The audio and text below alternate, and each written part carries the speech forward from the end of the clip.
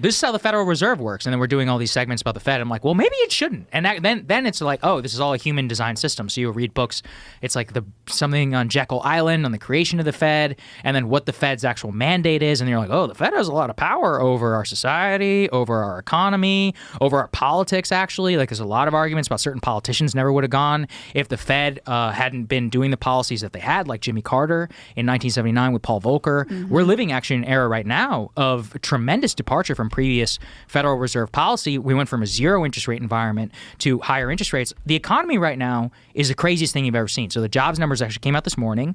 We are at one of the lowest unemployment rates in modern American history. Since 1969. Right. So it's a great economy, right? But wage stagnation, it's not keeping up with inflation of goods. Try buying a house right now. Mortgage rates are a disaster. They're falling slightly. We've been talking a lot about the used car industry. Car loans are a total nightmare. You're seeing all these charlatans in the economy. Like, what is this? What has been created? The tech layoffs is a good example. You have Google cutting 10%, Amazon cutting 10,000 jobs, Salesforce cutting 10,000 jobs. All of this was just because of cheap money. And so that makes you take a step back and be like, wow, like the Fed is a non-democratic institution. You and I have no input on the Fed whatsoever. The president appoints a chair and the rest of those people get confirmed by Congress. And then after that, it's up to them. They could nuke the entire U.S. economy if they wanted to. It's literally up to like 14 people. And you're like, holy shit. Like, so much of my life is determined by these folks. And I don't think people realize that. And it's intentional that they make it very opaque and make people feel dumb, like they don't understand It's intentional? Very intentional. This is actually Alan Greenspan sort of innovated this of like Fed speak, where any pronouncement he made was like incomprehensible if you didn't have a PhD in economics.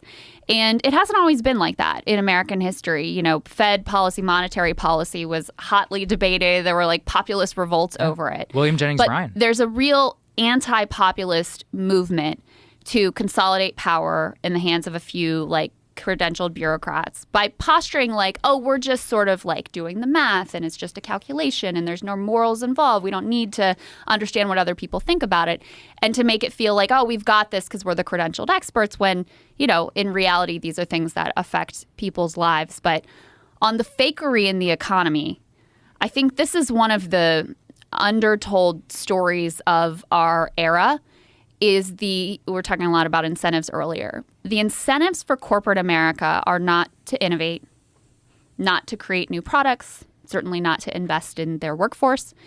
It's all to engage in financial engineering to reward themselves and their stockholders. So stock buybacks, this year I just saw a stat, largest first quarter or first month of the year stock buybacks that we've ever had.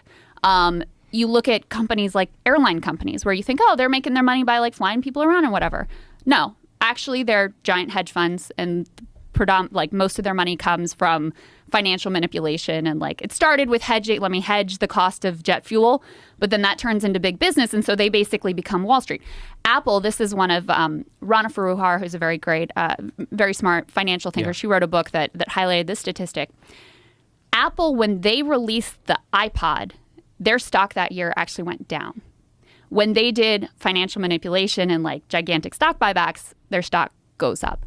So it just shows you how much of our whole economy, big picture, is basically fake, geared towards financial engineering and not towards actual innovation, development, like growing a company based on a good idea and a good product. Oof.